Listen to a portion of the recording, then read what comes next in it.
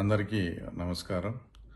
తర్వాత ముఖ్యంగా ఈరోజు ఒక వార్తాపత్రికలో పులివెందుల మార్కెట్ కమిటీ గురించి అందులో జరిగిన ఉద్యోగ నియామకాల గురించి ఒక వార్త రావడంతో నేను ఇలా స్పందించాల్సి వస్తుంది. నాకు ఆ రోజు బాగా గుర్తుంది. 2019 మే 23వ తేదీ. ఇంకా రిజల్ట్ కంప్లీట్ కాకముందే మా పార్టీ అధికారంలోకి వచ్చింది. మీరు తక్షణం ఉద్యోగాల నుంచి తొలగించబడండి అని చెప్తూ, అయ్యా మా కుటుంబాలు ఉన్నాయి, మాకు భార్య పిల్లలు ఉన్నారు, మాకు కొంత వ్యవధి ఇవ్వండి, ఆ లోపల ఏదో ఒకటి ఉపాధి చూసుకొని మేము వెళ్ళిపోతామన్నా కూడా వినకుండా ఆ రోజు జగన్ పార్టీ అధికారంలోకి వస్తానే అంత అర్థాంతరంగా వాళ్ళ ఉద్యోగాలన్నీ తీసేసినారు.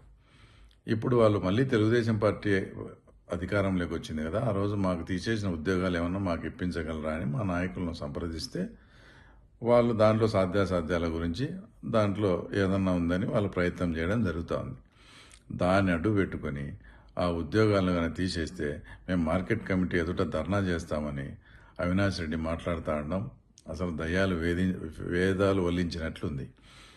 జగన్మోహన్ రెడ్డి పార్టీ అధికారంలోకి వస్తానే 888లో మీరు ఎంతమంది ఉద్యోగాలను తీసేసినారు, గండి దేవస్థానంలో ఉండే ఎన్ని పోస్టులను తీసేసినారు, జేఎన్టీలో ఉండేటి, తర్వాత కస్తూరిబా స్కూల్స్, బీసీ హాస్టల్లో అనేకమైనటువంటి వందలాది మందిని ఉద్యోగాల నుంచి తీసేసి వాళ్ళ కాపురాల్లో చిచ్చు పెట్టి తర్వాత వాళ్ళ కుటుంబాలను ఇబ్బంది పెట్టడం తర్వాత మీరు మర్చిపోవడం చాలా దారుణమైన విషయం. అలా ధర్నా చేయాల్సి వస్తే ఆ వందలాది మంది కుటుంబ సభ్యులందరినీ వేసుకొని మీ ఇంటి ముందర ధర్నా చేయాల్సిన ఆవశ్యకత అయితే తప్పకుండా ఉంది.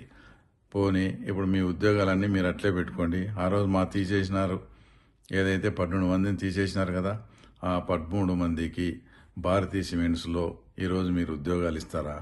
మేము భారతీయ సిమెంట్స్లో ఉద్యోగాలు చేసేదానికైనా మా వాళ్ళు అంతా రెడీ. అంటే మేము తీసేసిన వాళ్ళు కుటుంబాలు, మీరు వందలాది మంది తీసేసిన కుటుంబాలకు వాళ్ళకు భార్య పిల్లలు ఉండరు, ఏముండవు, వాళ్ళ సావు వాళ్ళు సావాలా అని ఇలా అధికారులను బెదిరించి మేము ధర్నాలు చేస్తాం అది చేస్తాం అనడం కరెక్ట్ కాదు. నీకేమన్నా నీ మీద ఉండే ఇప్పటికే వివేకానంద రెడ్డి కేసులు అయ్యి సాలేదనుకుంటే నువ్వు నిరభ్యంతరంగా ధర్నా చేసుకోవచ్చు. ఎందుకంటే ఈ 5 ఏళ్ళు చాలా ప్రశాంతంగా బతికినారు. మీరు ఏం చేసినా కూడా మీ మీద కేసులు లేకుండా ఇప్పుడు వాటికి తోడు ఈ కేసులు కూడా తోడైతాయి. కాబట్టి అధికారులందరికీ నేను ఒకటే చెప్తా ఉండా, మీరు నిజాయితీగా ఉండి మీరు ఏ తప్పు చేయకుంటే ఎవరికి భయపడాల్సిన పని లేదు, ఏ పొలిటీషియన్స్కు భయపడాల్సిన పని లేదు. మీ డ్యూటీ మీరు సక్రమంగా చేయండి. మీకు రూల్ పొజిషన్ ఎలా ఉంటే అలా చేయండి.